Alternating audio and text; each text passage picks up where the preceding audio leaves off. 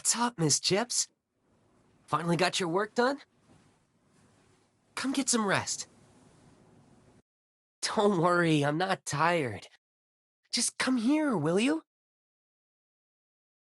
Well, anything you'd like to ask? You look like you're trying to say something. It's all right. Just say it. I won't refuse any request from you. Then, it's an exclusive interview. Only for you. An impressive experience? Let me see. I'd have to say it was this horror variety show I was a contestant on. There were 4 guests invited.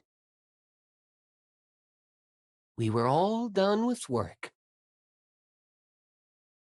So, we went to the hotel early.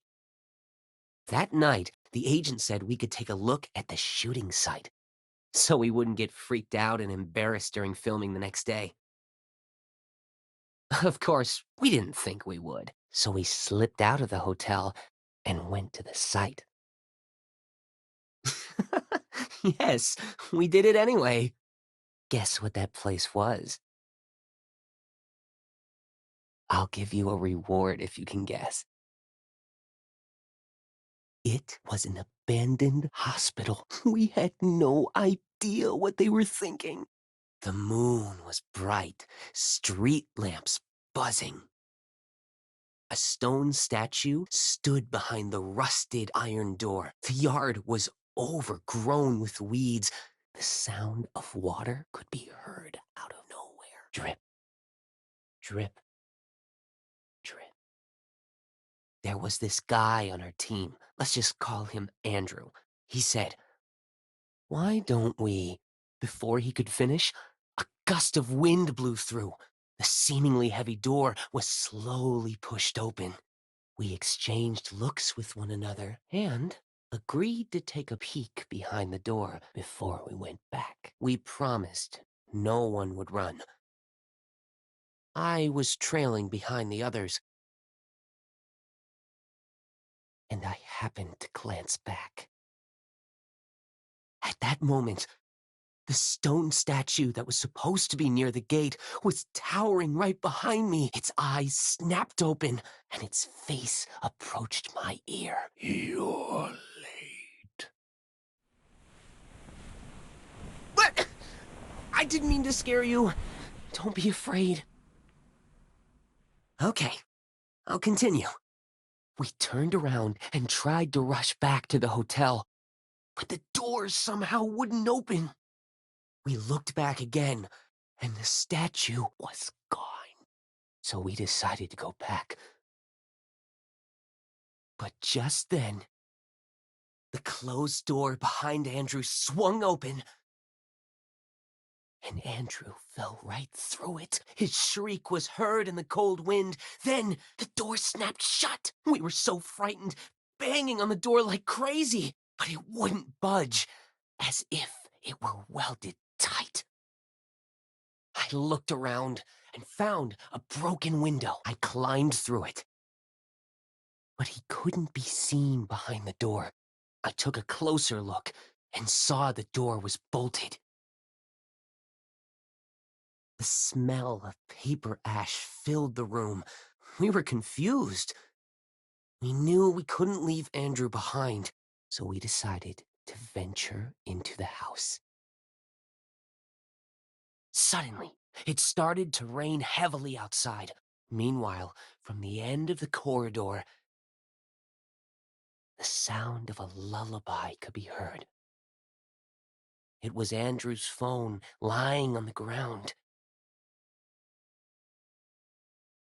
But it was not his ringtone at all. Uncertain, we headed toward it anyway. I went for the phone, while the other 2 covered me from behind.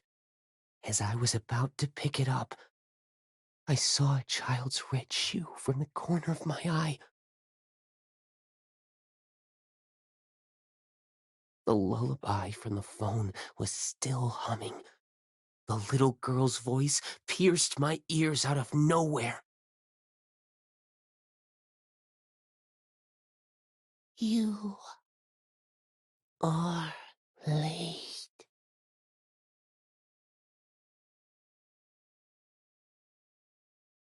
I was too freaked out to look up. I reached behind me to grab the other's legs for help, but I felt something wet instead. I turned back. It was Andrew's hand. He was lying there. I gently pulled, and the hand just fell off. He chuckled, eyes bloody. You are late.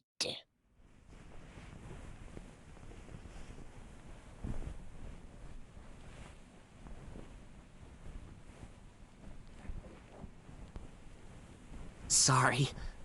I didn't mean to scare you. Don't be afraid. It's not over yet. Don't worry. It's not terrifying at all. You may laugh at it. You know? Then, I heard the familiar sound of a walkie-talkie coming from Andrew. Well done. The test is over. Kiro gets 3rd place. Yes. That night was the real film shoot. I heard the preview, but I never expected the production team would actually put this on the show. You're laughing. There's no way I could stand scaring you. After all, I like to see your smile. Similar stories? There's a lot. How about I tell you one every day? I'm happy to share all my stories. But only with you. Of course, you should tell me some. I want to know everything about you. I want to be the one who knows you best. And be the closest to you.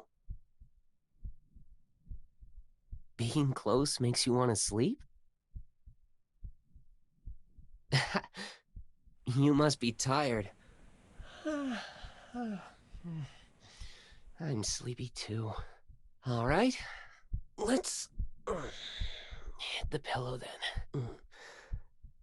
Don't be afraid. I'll be with you. Good night.